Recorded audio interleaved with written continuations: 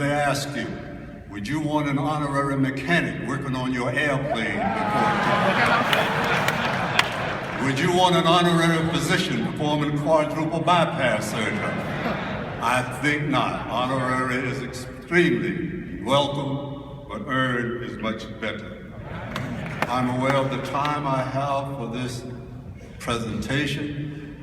I recall giving a speech in Dallas, Texas, and about midway through my speech, a man got up and walked out.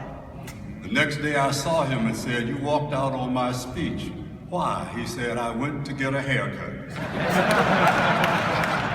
I said, "Why didn't you get a haircut before I started speaking?" He said, "I didn't need a haircut."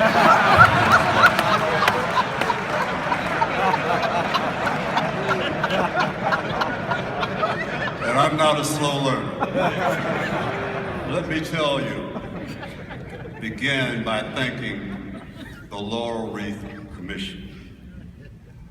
I have received many awards in my lifetime, but not a single one, nor all combined, means as much to me as this Laurel Wreath Award from my brothers.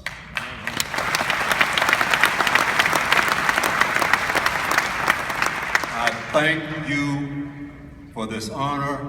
I thank my brothers for voting for me to receive this in New Orleans. I thank you for just being genuine and being there for me.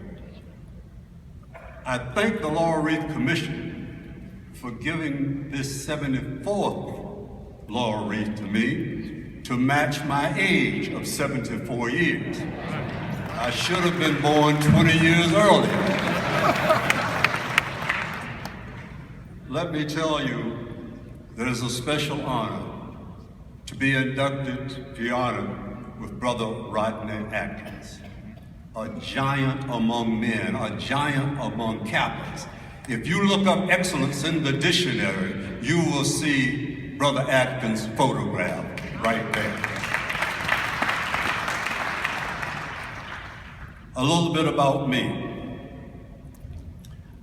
I grew up in a Pentecostal church.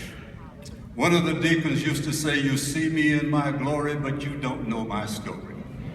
So I'll tell you a little of my story. I was born in Portsmouth, Virginia. There were 11 children, 11 of us. My daddy didn't go out much at night, Kappa brothers.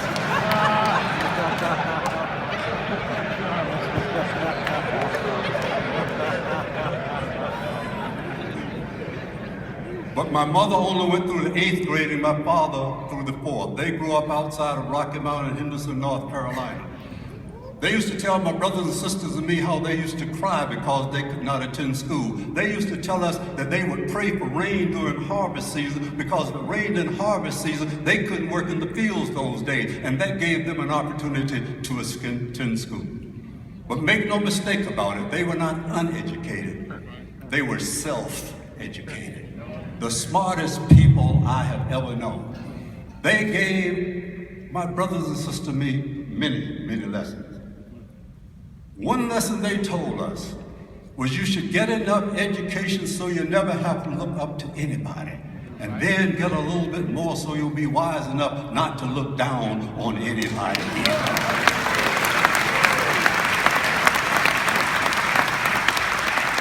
And that describes Kappas. They used to tell us that education without common sense is like a load of books on the back of a jackass. If you have to choose between education and common sense, choose common sense. But Kappas have been blessed with both. They used to say that you should live your lives such that even the undertaker will be sorry when you die. You know the undertakers I know, you know what a challenge that is. I have a friend who's an undertaker. He doesn't sign his letters "Sincerely yours," he signs his letters "Eventually."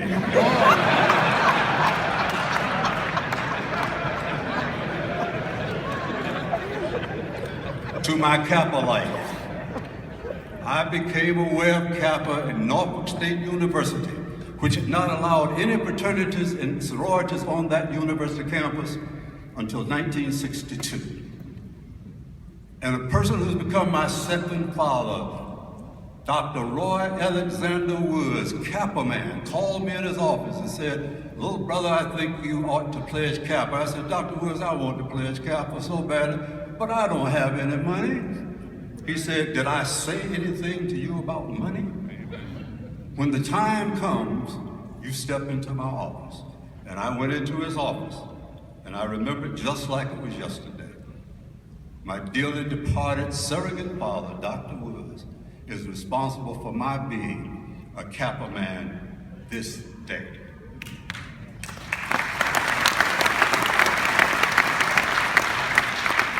And my brothers, Epsilon Zeta, my brothers in Cleveland alumni, Akron alumni, Columbus, Cincinnati, even Danville, Virginia, all my brothers have made me what I am here today. Finally, I was on a program in my hometown of Portsmouth, Virginia with Alex Haley. And Alex said to me, "Julian, my daddy used to say to me, boy, if you see a turtle sitting up top of fence post, you know it had some help." So I'll tell you about the help I received from my silhouette and my bride of over 55 years, Zenobia. Now let me tell you this story. Zenobia and I got married at the end of our sophomore year at Norfolk State. I had no degree, no permanent job, owned no home. People told me, "Boy, you had no nothing." But 2 years later, when I finished Norfolk State and headed off to the University of Rochester, we had our firstborn son. And we decided that Zenobia would not interrupt her career as a student at Norfolk State. So she stayed there completing undergraduate degree before joining me in Rochester, New York. Years later, when we decided I would go to the University of Michigan out of NASA in Cleveland. Years after that, when we decided I would go to the Harvard Business School. By that time, we had 2 sons. And we decided that Zenobia would not interrupt her career as a Cleveland school teacher.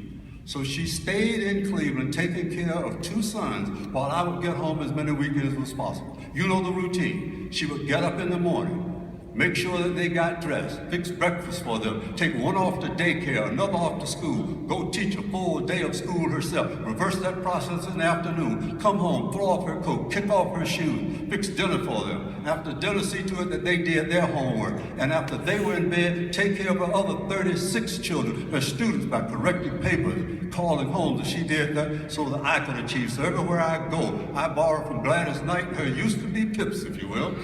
Because I say if anyone should ever write my life story, for whatever reason there might be, Zenobia will be between each line of pain and glory, because she's the best thing that happened to me. Stand up, please. Stand up, please.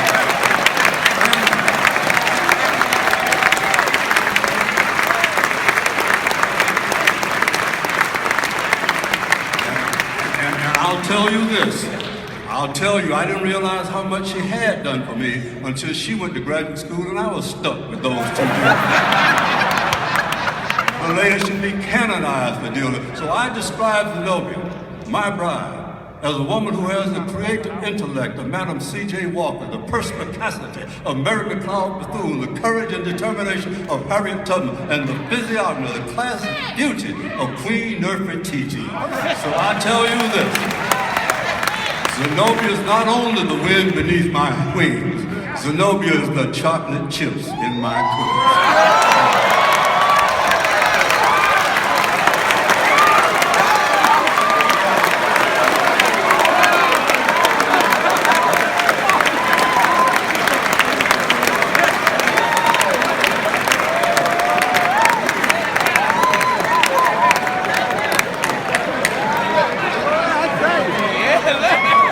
Baby, you the chocolate chip in my cookie also.